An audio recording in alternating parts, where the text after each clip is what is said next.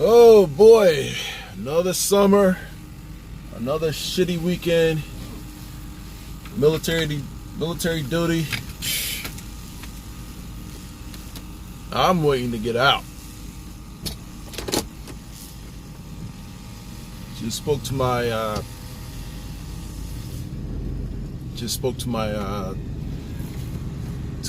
guy who handles my lawn. Told him I had a little financial trouble at the moment. He says he's understanding that.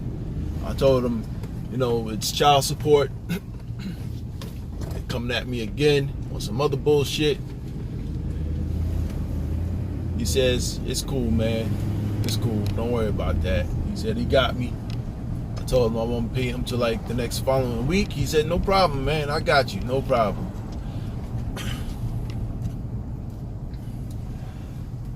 Man, if you're paying child support or having problems with child support, I advise you, go check out the League of Dads channel. Hit up Chris Smith for the League of Dads. Definitely hit him up. Therefore, if you listen to his videos, hopefully you can get in touch with him to handle your child support situation. Because I'm about to do that shit myself. So right now I am heading to Walmart. I have to get stuff and supplies ready for this annual training. Now, as it is in the National Guard and Army Reserves, it's 2 weekends. Actually, it's 1 weekend a month, 2 weeks in a year. For my training, it's 3 weeks, which is fucking sucks. 3 weeks every summer fucking sucks. I mean, the 2 weeks was fine. But ever since I got into a military police unit in the National Guard, those 2 weeks every year turned out to be 3 weeks. Shit. Man, it's some bullshit nowadays. Right now, going to Walmart. Gotta get some stuff. Batteries, bug spray, some goodies. I didn't need another field. I need a mirror for the field. Baby wipes, all that shit.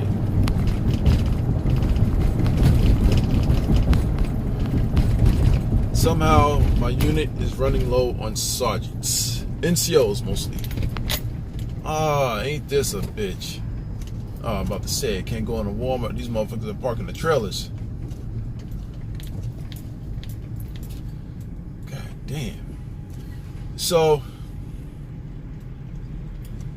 I got some haters on YouTube, which is I don't give a fuck and I really don't care.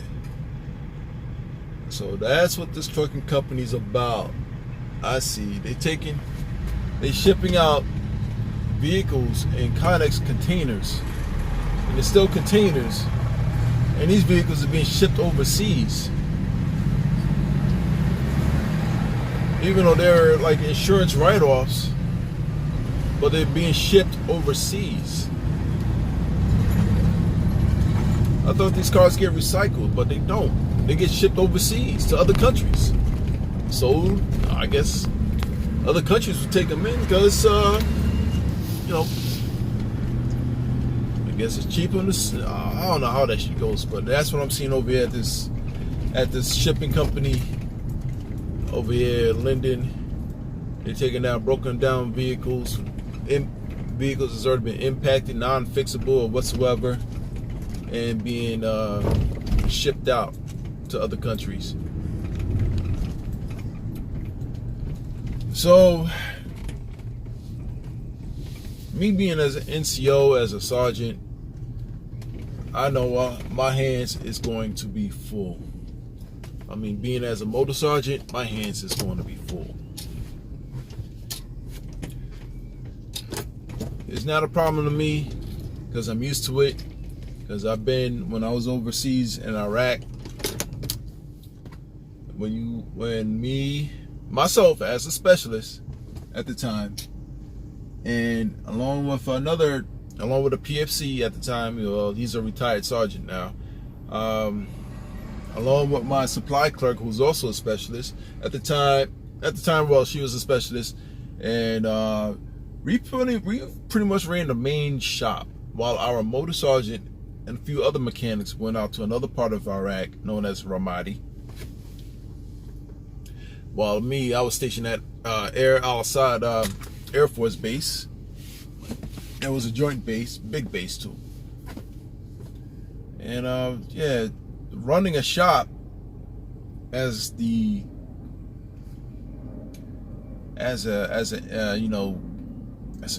fucking non-NCO, I mean, like, shit, as a specialist running the shop, I was pretty much, it's like my own motor sergeant, man. I didn't have no problem with that. But it was fun though. When me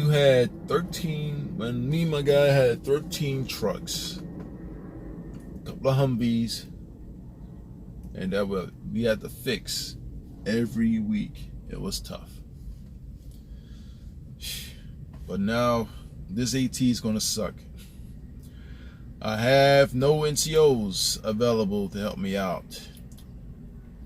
All I have to do is depend on my senior E4s. I have no corporals.